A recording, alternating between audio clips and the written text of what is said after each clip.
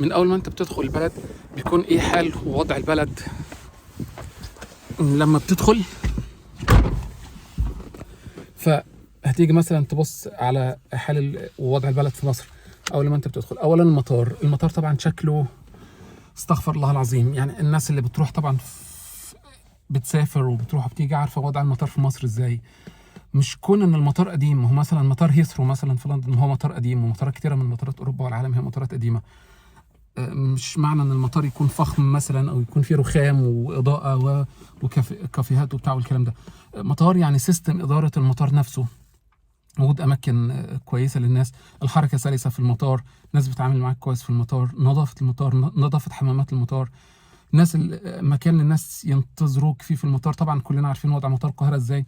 والناس لما بيجي لك حد مثلا من يودعك او يستقبلك في المطار بيبقى واقف في الشارع، ما فيش مكان يقعد فيه او يقف فيه، ما فيش باركنج كويس، رغم ان عندنا مساحات كبيره، بس طبعا بسبب سوء التخطيط فطبعا المساحات كلها رايحه في الهباء وفي الهبل. لما تنزل الشارع تمشي في الشارع السواقه بتاعت الناس سواقه سيئه جدا. طبعا الناس اللي سافرت بره مصر عارفه طبعا ان مفيش تخطيط ومفيش اشارات، مفيش تخطيط للشوارع بتاعت مصر، ومفيش قواعد مرور في مصر. مش بس ان الناس ما بتتبعش قواعد المرور، لا هو اصلا مفيش قواعد مرور ومفيش تخطيط لقواعد المرور. فبالتالي الناس بتمشي بمزاجها في الشارع، ما بتتبعش قواعد المرور اللي العالم بره بيتبعها. طبعا الناس اللي سافرت وخرجت بره هتبقى عارفه يعني ايه قواعد مرور، يعني ايه الشارع يبقى متخطط، يعني ايه الارشادات اللي بتبقى موجوده على الشارع. الموضوع مش بس انك تسافلت وتحط اسفلت كويس. هنفترض ان في اسفلت كويس، مش معنى انك تحط اسفلت كويس وتقول ايه ده، طب ما هو الشارع حلو اهو. لا، مرور يعني في تخطيط كويس للشارع بما يتماشى مع قواعد المرور العالميه.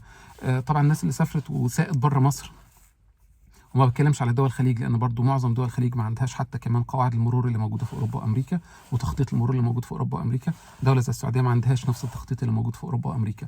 ف المصريين احنا لما جينا سوقنا هنا في الدول الغربيه، والتعليق ده هتسمعه من كل المصريين اللي ساقوا في الدول الغربيه، هيقول لك احنا الناس بتزمر علينا في الشارع. اول ما بدانا نسوق الناس بتزمر علينا في الشارع كتير. ليه الناس بتزمر علينا في الشارع كتير؟ رغم ان احنا متخيلين ان احنا ما عملناش اي حاجه غلط واحنا ماشيين كويس، لان احنا مش ماشيين على قواعد المرور اللي الناس حطاها وماشيه عليها بقالها سنين ومتعارف عليها. احنا متخيلين ان احنا ماشيين صح، لكن احنا ماشيين غلط. زي حال البلد ما هي اللي بيحكموها او اللي ماشيينها متخيلين ان هم ماشيين البلد صح، لكن البلد ماشيه غلط.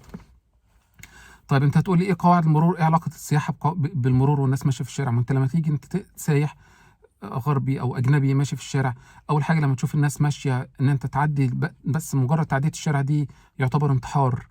في مصر احنا متعودين، احنا مش حاسين بكده، بس اي واحد غربي او اجنبي هيجي ان هو يعدي الشارع في مصر دي مأساة او كارثه. ان هو يعدي الشارع بس كده في القاهره مثلا، ده بالنسبه له دي عمليه انتحاريه. هو يعني لازم يتشاهد قبل ما يعملها. حتى لو انت احنا مش حاسين بالوضع ده بنمشي وبنعدي عادي لان احنا متعودين على كده. هو بالنسبه له دي مأساة. فبالتالي هو ما فيش سيفتي، البلد ما فيهاش سيفتي. فازاي انا اجي مثلا اعمل عمليه في بلد مفيش فيها سيفتي اساسا؟ ما هو اللي بينطبق في المطار بينطبق على المرور، بينطبق على المستشفى. ان يشوف مثلا المطاعم، الشارع، العيش مثلا معروض في الشارع. طيب انا ازاي امن على نفسي ان انا اكل في البلد دي؟ وعارفين طبعا المشاكل اللي بتحصل من الناس لما بيجوا مصر وبياكلوا، المغص والاسهال والحاجات اللي بتحصل للناس اللي بيجي تاكل في مصر مش متعوده على الاكل زي ما احنا معدتنا متعوده عليه. فهم بيجوا بيبصوا يلاقوا خلاص مفيش سيفتي، مفيش امان في الشارع، وهو بيعدي الشارع الاكل مش نظيف، لان الاكل معروض في الشارع وللدبان وللتراب والعفار وللقرف.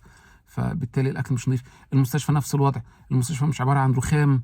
وحتى افخم مستشفى استثماري في مصر وانظف مستشفى فيك يا مصر استثماري، المستشفى ما هيش عباره عن رخام واضاءه وواحده لابسه حلو في الريسبشن وعامله شعرها، وممرضه مش عارف لابسه ايه ويونيفورم كويس واي دي ومش عارف ايه والكلام ده. لا، المستشفى مش كده. المستشفى سيستم ومكافحه عدوى حقيقيه، وسيستم بتدار بيه المستشفى، وسيفتي في الشغل وفي العمل. طبعا الكلام ده مش هفهمه برضو غير الناس اللي شافت الكلام دوت في الدول الاجنبيه وبعدين تيجي تطبقه وتقارنه في مصر. هتحس ان طبعا يعني انا لما باجي اتكلم مثلا مع هنا انجليز مثلا عايزين يعملوا بعض العمليات الجراحيه اللي بيروحوا بيعملوها في تركيا، زي مثلا زرع الشعر، زي زراعه اعضاء مثلا، زي عمليه التجميل، شفط الدهون، عمليه تجميل الثدي، الحاجات دي كلها شغل الاسنان، واجي اقول لهم روحوا اعملوه في مصر، يبصوا لي مصر ايه اللي نروح نعملها فيها، انت عبيط في دماغك يعني. لان ربما يكونوا هم راحوا مصر قبل كده سياحه، زي ما انجليز كتير بيروحوا مصر سياحه. فانت مجرد ما بتنزل بلد انت مش شايف سيفتي خالص، تعديه الشارع مأساة، الاكل مأساة، الشرب مأساة، مفيش قواعد، مفيش قوانين. فبالتالي من غير ما ادخل المستشفى، من غير انا ما اكون شخص انجليزي دخلت المستشفيات في مصر وعارف وضع المستشفى في مصر عامل ازاي، انا متخيل الامان بتاعي جوه المستشفى بتاعي في مصر هيكون عامل ازاي. فبالتالي انا مش هروح ان انا اعمل اي اجراء طبي في مصر، هروح اعمله في تركيا، رغم انه ممكن يكون في مصر ارخص كتير من تركيا، وممكن يكون جودة الدكتور في مصر احسن كتير من جودة الدكتور في تركيا. لكن هي العوامل المحيطة بالخدمة الطبية، مش بس كون الدكتور كويس ولا الدكتور مش كويس. ترانزيت، ليه مصر ما تبقاش ترانزيت وحلقة وصل مثلا ما بين الشرق والغرب؟ ناس كتيرة بيسافروا ما بين الدول الغربية، أمريكا وأوروبا، إنجلترا وأوروبا، ومثلا الشرق الأقصى مثلا الصين، اليابان، كوريا، الهند، بنجلاديش، باكستان. وأي حد هيركب على الطيران السعودي أو الطيران الإماراتي أو الطيران القطري هيشوف إن معظم الناس اللي بتسافر من الشرق للغرب بتنزل ترانزيت في دولة من الدول دولت، يا إما بينزلوا في دبي أو أبو ظبي الإمارات يعني، أو بينزلوا في قطر، أو بينزلوا في السعودية وياخدوا ترانزيت ويكمل الرحلة بيهم على إيه الشرق الأقصى بتاعهم. ليه الكلام ده ما يحصلش في مصر، رغم إن مصر يعني موقعها تعتبر زي الدول الخليجية، لو ممكن ينزلوا ويعملوا فيها ترانزيت؟